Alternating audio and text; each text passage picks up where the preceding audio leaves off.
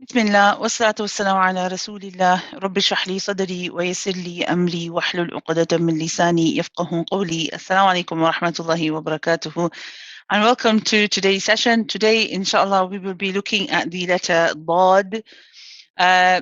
This tends to be quite a challenging letter for most people, and understandably, because the language of Arabic is known as Lughatul Dad. You don't really see this letter in any other language, so it is it poses to be quite a challenging letter, but it doesn't mean that it can't be pronounced. Of course, we all have the same parts of the mouth, so inshallah it is achievable by everyone. But inshallah, this is one of the letters sometimes that come with a bit of practice. So first of all, the makhraj of the letter Dad. Now the letter Dad is produced by what we call the sides of the tongue. Okay, so it uses the sides only. Okay, so you have and it is what we say the back 2/3 of the tongue. So if you look at the back 2/3 of the tongue, the sides of that is the main part of the tongue that we're using. Okay, and where is it going? I've put this image up to show you. That's supposed to be the top jaw. Okay, not the bottom. This is the top jaw that is being shown here. The blue and the yellow dots are everywhere where the tongue is touching. So what's going on? You lift the tongue, you lift it up, and at the top, when it touches the upper palate, it is touching all of this region where you can see the dots. So even the front of the tongue, the sides of the tongue, they're all up. And it's almost like the way that your tongue comes up, it's like a cup. So the inside, the middle section of your tongue, this is not pressed against the top. Okay. It's almost like, you know how you have a spoon and the edges sort of come up a bit from all around the sides? You lift your tongue up in that fashion with a slight dip in the middle.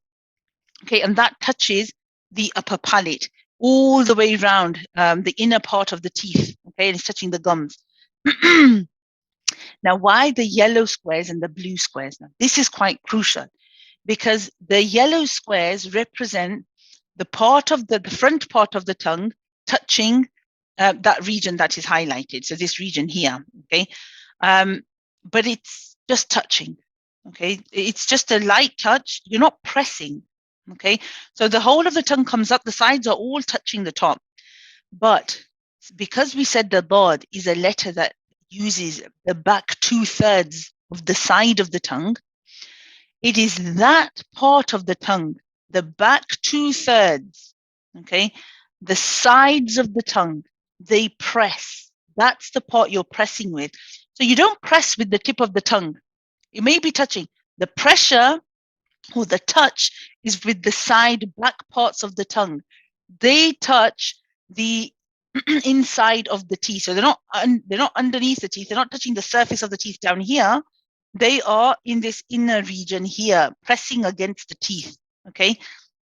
Now, you can play around and see what works better for you because there is a little bit of flexibility with this word in terms of if you wish, you can use just the right side of the tongue at the back and press at the top. So you could just use one side and press there.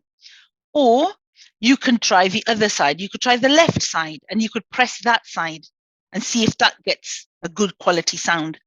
Or you could use both. You could press with using both sides back of the tongue with the upper palate or touching the inner plate of the teeth, and that is where you're pressing. But remember, you've got this dome-shaped or spoon-type shape, so the middle of the tongue isn't pressed against the top. That's kind of pushed in a bit, so you kind of like that kind of shape, okay, like that, where you've got this scoop in the middle, and the sides are what are the sides are what is touching the upper palate. Okay, so how do we pronounce this word, this letter? With a fatha, we say law, law. Now you notice law is from the back. If you use the front, you'll end up making like a heavy da, like da, da. This is not the sound you want. Law, law, law. You're using the back, okay? Law. Then we have the lu, lu. Again, same part of the tongue, the back of the tongue, the sides is pressing at the top. Bu. You'll notice this letter sounds very heavy, and rightly so. It's a heavy letter. Okay, it also has at the bark, the trapping sound. Ba, bu. And then we have bi. Ba, bu, bi. Ba, bu, bi. In both the fatha and the kasra version, the ba and the bi, the lips do not come together at all. If your lips come together and when you separate, you'll end up having like a w sound in there, like bwa, bwa. So your lips should not do that. You shouldn't be going and coming together with your lips. Your lips stay fairly rested and they're relaxed because what you're focusing on is what's going on the inside. Bwa, bwa. And even though when I say pronounce the fatha and the tongue comes away, the back of the tongue is still lifted and pushed back to create that ending, the heavy ending sound. Ba, ba, right? I pretend, well, not pretend, but what I'm trying to do is direct the sound of my voice so it goes towards the top middle part of the upper palate. This is where I'm almost sending the sound of my voice. I'm trying to send it straight up in the mouth, in the middle of the upper palate. Ba, bu, bi, ba, bu, bi. When this letter has a sukun, then here we, again, it's a rahawa letter, it's one that you prolong. And it has something called istitala, where you hear the sound running through the makhraj. Okay, so this is where the sound starts at the back, it comes all the way to the front. And because the tip of the tongue is blocking the path, it's still touching. Let me just clear the screen. You can see that the tongue, the front part of the tongue here, what I've just highlighted in blue, it's blocking the path of the sound. So actually, when you get to the tip of the tongue, the sound stops. Okay, so we say, the sound travels from the back to the front. When it gets to the tip of the tongue, it stops. I shouldn't hear you letting go. So it shouldn't be the. You see this the at the end when I let go with my tongue? You don't want to be hearing that. You keep the tongue held in place. And when you finish, there should be no hint of you letting go. So hold the position until you finish. And once everything has stopped, then calmly move your tongue away at the end. It's one of those letters you prolong, you keep it going. And there's no bounce sound to it. Okay, let's have a look at some examples from the Mus'haf. We have the word here with a shadda and with a fatha. So with the shadda, of course, we have to hear the sound running first. Feel,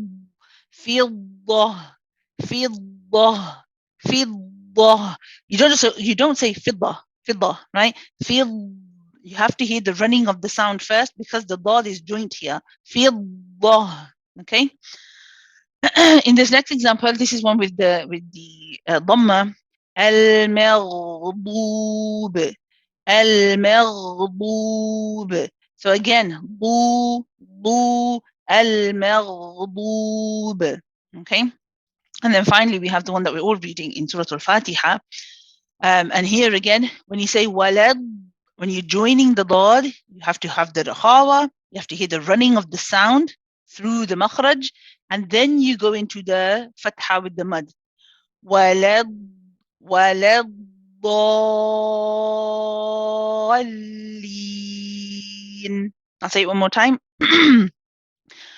Walad, dallin. Okay, so notice the joining. So Bod is one of those, if you find that it's taking a bit of practice, don't worry. This is absolutely normal.